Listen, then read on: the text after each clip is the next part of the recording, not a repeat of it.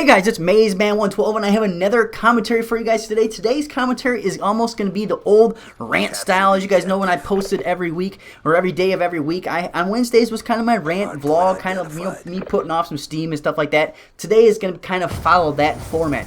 But first, I want to give you guys an update, a quick update on the Battle of the Commentators. Now, this is slowly growing, and I mean kind of slowly. I know that I'm a small channel, so it's kind of hard to get the word out there with all this going on. So first thing I'm going to go ahead and address is the deadline. The deadline was actually going to be August 1st. Now, I understand that August 1st is actually a Thursday, so it kind of falls on a weird day of the week. And I've actually had a couple of you guys send me messages saying that they want to be in it, but there's no way they're going to be able to get a video by Thursday just because the way they're playing and their schedule kind of works out.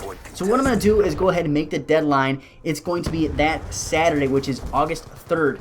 That way, you guys can go ahead and have time to work on your videos and get them submitted. And then what I'll do is I'll collect them all after midnight on that Saturday, and I will send them all to the judges. Now, you're saying, what? The judges? Yes, I was able to acquire 3 other judges to go ahead and help me pick out who is the best one, who has the best qualities, and also it helps me to kind of give an opinion of what they're going on and what everybody in the community really is looking for. And we're going to cut this in half, and then, you know, I don't know if we're going to do a dual com or maybe get all the judges as well as the, you know, contest or the entrant to go ahead and do, you know, almost a pentacast, you know, so to speak, and see, you know, how they really kind of jive and how everyone really feels about them and get some feedback that way as well.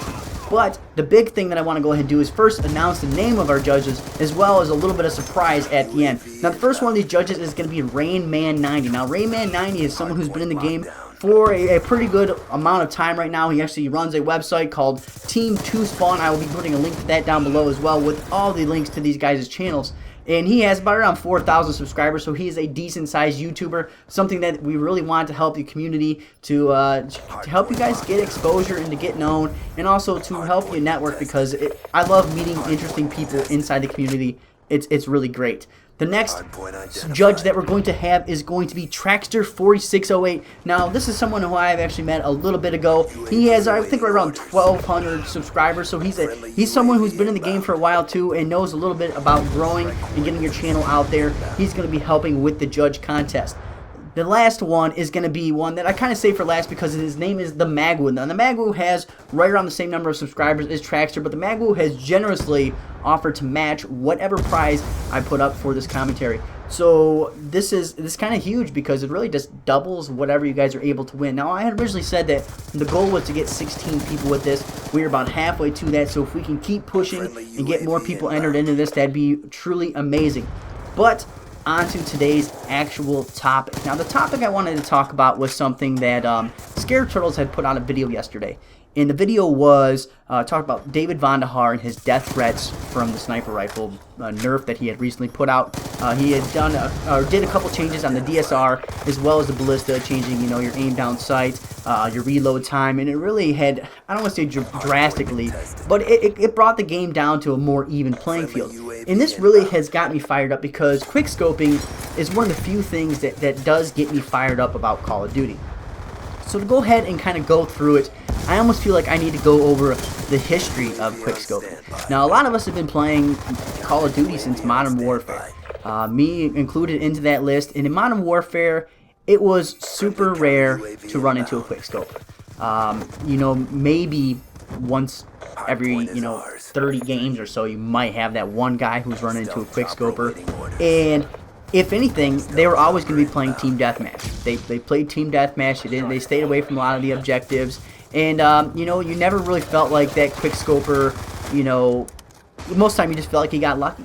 You know, so you really weren't hurt too much by it.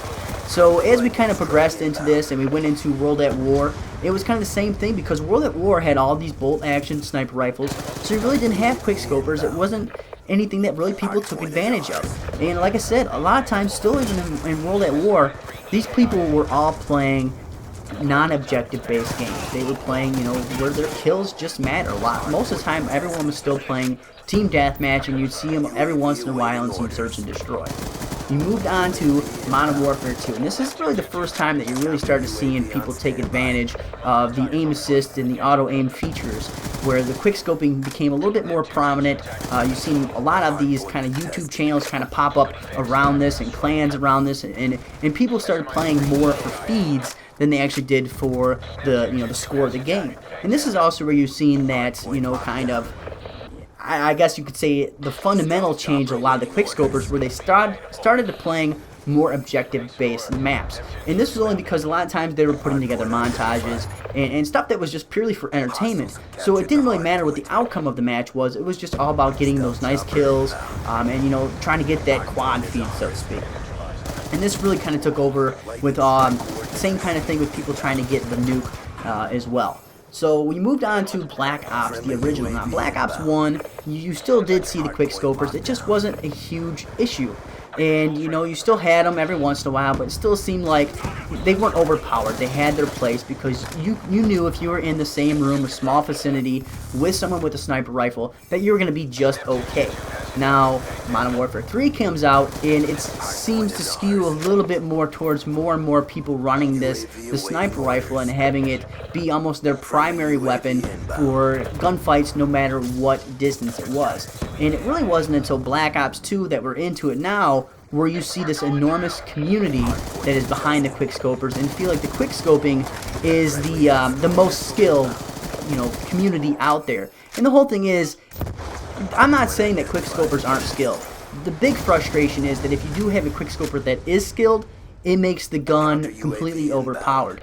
There's no reason for quickscopers to be able to win a 10 by 10 room and you're outrunning or outgunning an SMG. It's just not adequate. It's not. And the best way to look at this is if you look at the MLG and the competitive side of things, certain situations they've actually had to take out sniper rifles. They're also doing it now with the shotguns, and this is a really easy way to tell if a gun's completely overpowered when they are no longer using in the competitive side of things. And it's just one of those things that just drives a lot of people crazy. Now, my feeling about this is that it's not going to change. And it's not going to change because quickscoping in the sniper community does make up a large part of the vocal fan base. And that's the key part, is the vocal fan base. Because, as you guys know, a lot of times it's the vocal minority that winds up getting heard and is able to get their opinion across because they're relentless. And that's kind of what would happen here with the death threats that everyone was receiving, was because this vocal minority, they make their videos on this. This is what they view as fun. This is what the game is about to them, and they're going to let it be known that they're not happy. Now, also, sadly, this vocal minority also tends to be a younger population, so they do not understand the totality of what they're doing. Let me know what you guys think. Make sure you guys leave it in the comment section below. Make sure you guys hit that like button, hit subscribe, and I'll see you guys later. Spotlight, guys, just another quick reminder that it's not too late to go ahead and enter the Battle of the Commentators. Make sure you guys check out this video and get you guys all the details you need.